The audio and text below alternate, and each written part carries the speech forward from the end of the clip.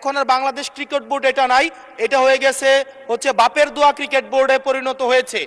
সংকীর্ণ ও ব্যক্তিগত স্বার্থে যে ধরনের সংগঠিত হত্যাকাণ্ড হয়েছে সেটাকে কে ডিফাইন করবে?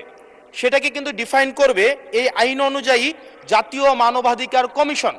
অর্থাৎ এই ইনডেমনিটিটা জাতীয় মানবাধিকার কমিশনের উপরে নির্ভর করবে।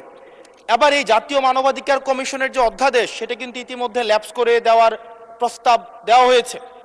এখন এই জাতীয় মানবাধিকার কমিশনটা এটা যে 2009 সালের অনুযায়ী যদি চলে তাহলে সেটা কিন্তু পুরোপুরি সরকার নিয়ন্ত্রিত একটা মানবাধিকার কমিশন।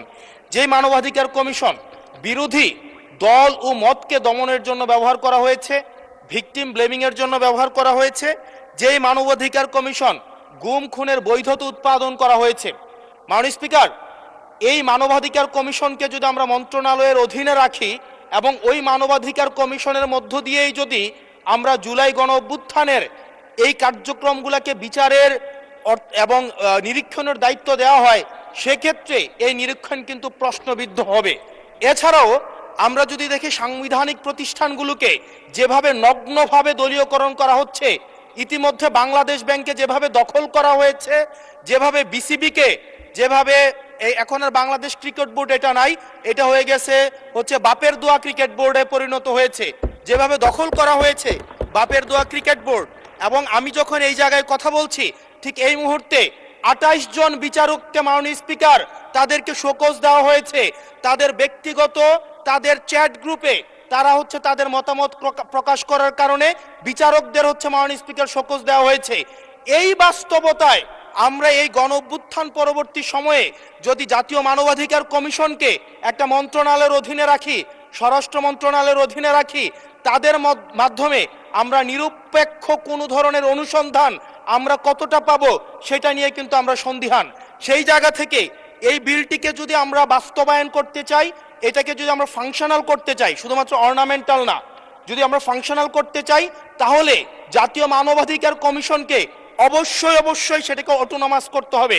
আমার সামনে যারা আছেন আমরা হয়তো আমাদের থেকে এখানে প্রত্যেকটা সদস্য নির্যাতন, নিপীড়ন এবং তাদের যে পলিটিক্যাল রিপ্রেশনের মাত্রা শত সহস্র গুণ বেশি।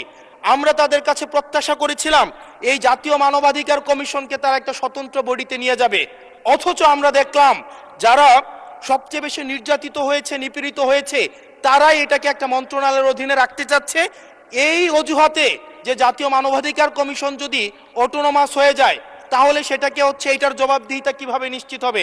মাননীয় স্পিকার, আমাদের ইলেকশন কমিশন, আমাদের হচ্ছে পিএসসি, আমাদের হচ্ছে দুর্নীতি দমন কমিশন, যদিও এটা কাজের কেতাবে কেতাবে আছে, গোয়ালে নাই, কিন্তু এটা কিন্তু একাডেমিকভাবে এটাকে ইভেন ইন্টারন্যাশনালিও এই জিনিসটা কিন্তু অটোনমাস হওয়ার কথা।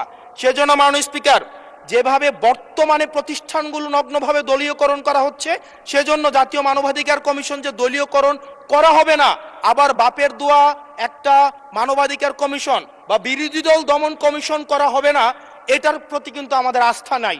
সেই জায়গাটা থেকে আমরা আপনার মাধ্যমে আমরা এই আমাদের মাননীয় স্বরাষ্ট্রমন্ত্রী সহ আমাদের এইচপিএম এর কাছে অনুরোধ থাকবে এই বিলটা পাশ করার আগে যেন জাতীয় মানবাধিকার কমিশনের আমরা এটা যেন ইভেন উনার দলেরও একজন মাননীয় সংসদ এই বিষয়ে বক্তব্য দিয়েছেন এবং উনি পয়েন্ট বাই পয়েন্ট এই বিষয়গুলোকে ব্যাখ্যা করেছেন।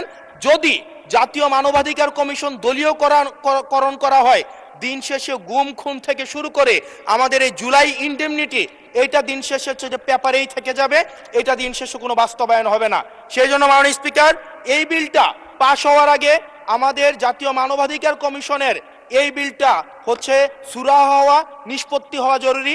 না হয় বিসিবির মতো আমরা আবার বাপের দোয়া কমিশন দেখতে পাবো, আমরা হচ্ছে বাংলাদেশ ব্যাংকের মতো আবার দলীয়করণ দেখতে পাবো, আমরা বিশ্ববিদ্যালয়গুলোকে যেভাবে এক ধরনের দলীয়করণ করা হয়েছে আমরা সেটি দেখতে পাবো, আমরা বিচার বিভাগকে আবার যেভাবে এখন ভয়ের মধ্যে নিয়ে যাওয়া হচ্ছে। ধন্যবাদ মাননীয় সদস্য।